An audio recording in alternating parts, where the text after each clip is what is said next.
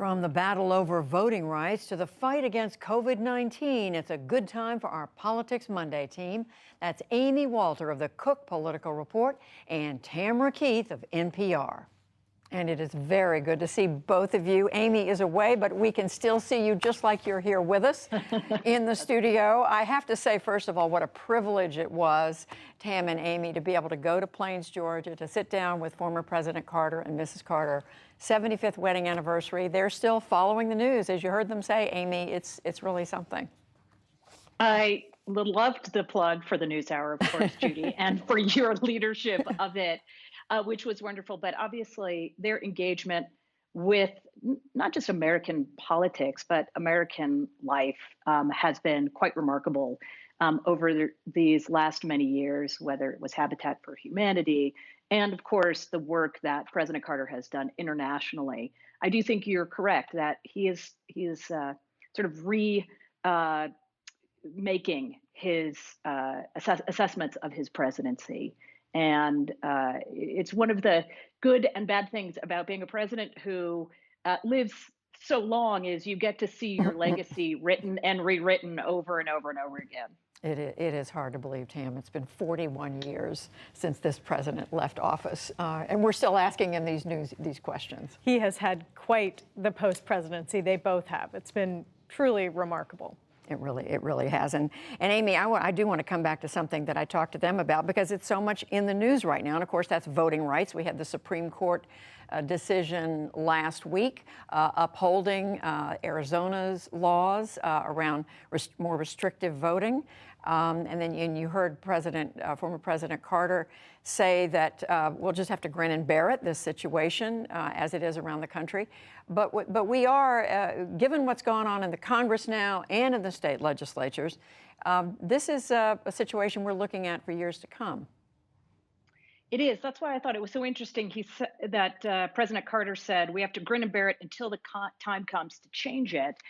And to me, Judy, that's the real big issue here, because Democrats and Republicans feel very differently about what needs to change. We saw this in that most recent NewsHour PBS Marist poll, when asked, what do you think is the bigger problem in America, that not everybody can vote or that people are voting who are ineligible? Overwhelming percentage of Democrats say it's that people don't have access to voting. Very few Republicans feel that way. Overwhelming percentage of Republicans feel that the big issue is people who are ineligible shouldn't be able to vote. Very few Democrats feel that way. And independents are kind of split, a little more leaning toward the bigger problem is access to voting. But that leaves us in a really precarious position. And it's a reason why also in that same poll that almost 70% of Americans say they're worried about the future of democracy in this country. That's a very depressing place to be. It does feel as if the country is stuck on this issue right now, doesn't it, Tam? Certainly, and there was a second Supreme Court decision that essentially said, Congress, you need to fix this if you want to. And for years now, Congress obviously isn't a monolith, Congress has been unable to fix it, in part because of what Amy said, because there is simply no agreement about what needs fixing. Republicans and Democrats have very different views on voting, and I think that there are some items that they probably would agree on or adjustments that they could agree on, but then there are all of the other parts that they just simply can't come together on. And so the Biden administration, the president and the vice president are talking not about really getting legislation done, though they're trying, but they're talking about using their bully pulpit to go out essentially on the campaign trail heading into the 2022 midterms to campaign for voting rights and make that a campaign issue, while at the same time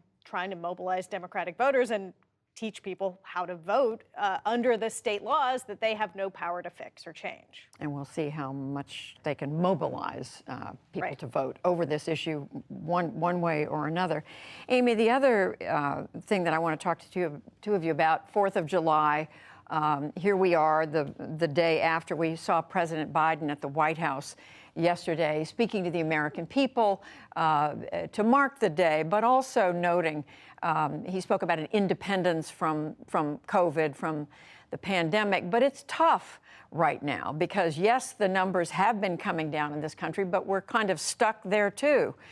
They've stopped there. We're seeing cases rise, as we reported earlier, because of this Delta variant. You've got an administration that promised that they'd have 70% of adults at least with one vaccination by now. That hasn't happened.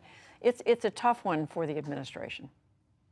It's very tough too in this place, which we've just been discussing, of red and blue America, where blue America is seeing numbers in the 70s and 80% of vaccinations, red states in the much lower percentage, in some cases, 40, 50%.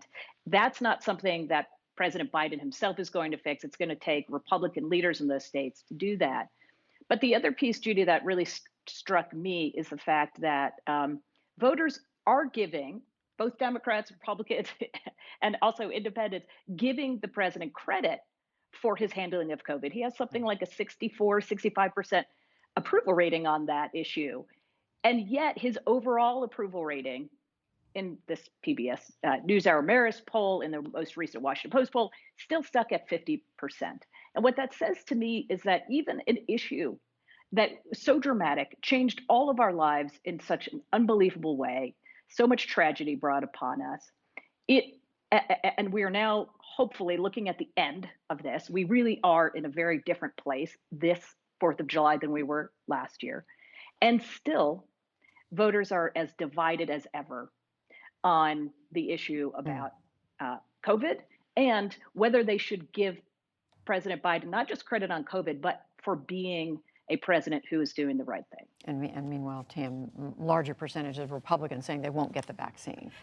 Absolutely. If you overlay the map of the election with the map of percent of the population, percent of adults that are fully vaccinated or partially vaccinated, it looks just like that election map, with Biden states going for the vaccine and Trump states less so. But there are other things that you have to overlay. Things like rural areas, access to health care, sort of the pre-existing conditions of health access and availability in some of these states, poverty, education levels, all of that is part of the mix. I was talking to the Republican pollster Frank Luntz, who was trying to get people to get vaccinated, specifically trying to figure out the right message to get Republicans vaccinated. He said that, the Biden White House basically did everything that they could. They did the right things. What we know is that the administration does plan to keep pushing on this, keep trying to get people vaccinated. But they did celebrate this past weekend. And part of that is a lesson of the Obama administration. They're trying to sort of bank their political wins on this, trying to celebrate where celebrating can happen. It's a tricky line to walk, Amy, as Tam is saying, celebrating the good, but knowing that we are still far away from a place that's safe when it comes to this virus. That's right. And I think, once we get past the summer months, we know where the danger place is, Judy, and that's kids going back to school, that's going back indoors, that and potentially a new variant or one that has been mutated. But I do think it is time to celebrate. We've had a 4th of July where we're able to do the things that last year seemed like they might not happen again for a very long time. So I do think this is a time to be, yes, cautious, but also optimistic. As we heard from President Carter just a few moments ago. Given a choice, we'll take a few minutes to celebrate. Amy Walter, Tamara Keith on the 5th of July. So good to see you both. Thank you. Good to see you.